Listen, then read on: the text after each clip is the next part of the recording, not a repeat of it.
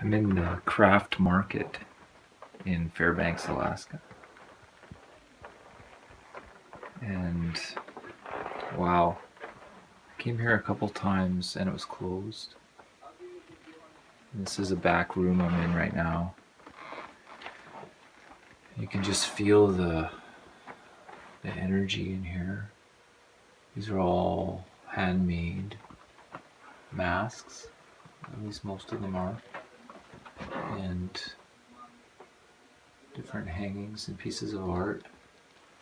We also have several things that are not for sale, for display. You can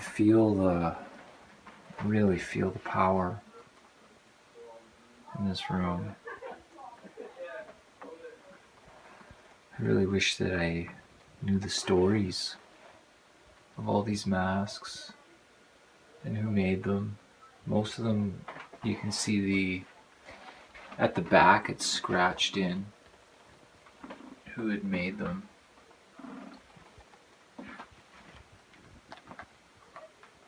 I just finished a week-long course up here at the University of Alaska in Fairbanks about preserving old oral histories, the teachings of the elders, which on Vancouver Island are Kwakwakiwak, Nuchalnath, and Coast Salish.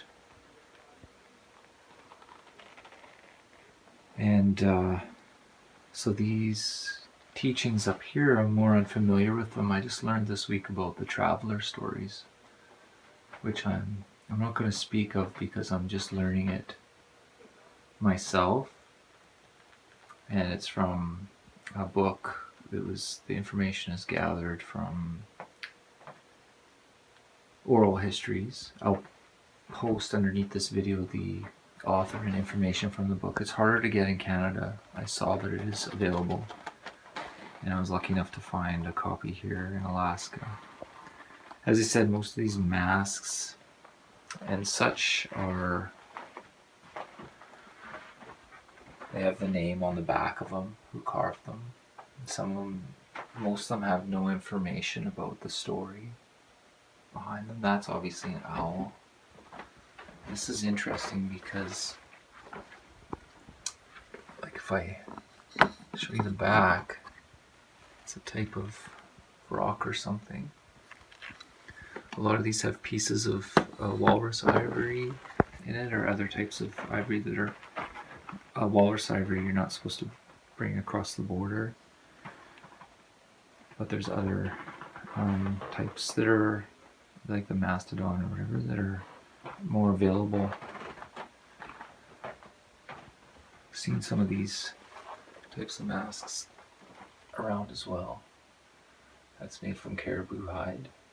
I think like the wood carving ones, because they're from Tlingit area down south along the inside passage, and I'm sorry if I'm saying that name wrong. They look to me like they're more mass-produced, commercially produced. But I'm going to purchase this one here. And what I really like about this one is the stories available at the back, as well as the artist information. I read the story here. Spirit keepers, protector of land and animals. Hunters were constantly under the eye of the supernatural. Shamans pleaded the power spirits living in the moon for game and other favors. The abundance of animals and food were believed to be in relation to man's respectful treatment of them. Lunar masks reflected lunar themes. The toothed orbs and crescents the twisted face of Old Man in the Moon. The curved nose of his lunar phases displayed on the lunar mask are holes which allowed animals to be released on their journey to Earth. I guess it's called Crossroads of the Continents. And the carver is David L. Hendren. You can see his name there. There's also, if you want to track him down, it's got a certificate number. There's the site, and it also says what the mask is made from. Black cottonwood tree. So this is one I'm going to purchase. And there you can get another look at the mask itself, now that you know the story. And the fur to me feels like caribou, because it's been around in a few places I've felt it, but I'm not an expert by any means.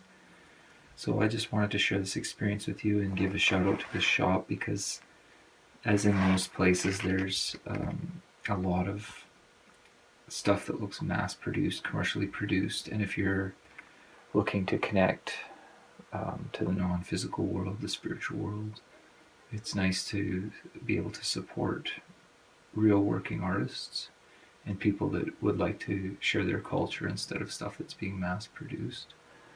So this store is great too. There's postcards and placemats and things clearly from the 70s still, or 80s stuff I remember from when I was a kid that you would see people that traveled that would get. So it's kind of neat if you're interested in those types of things. So this is Shannon, and I just wanted to share this place. It's called the Craft Market in Alaska Fairbanks. And there's some of the old commercial stuff out there. Until next time.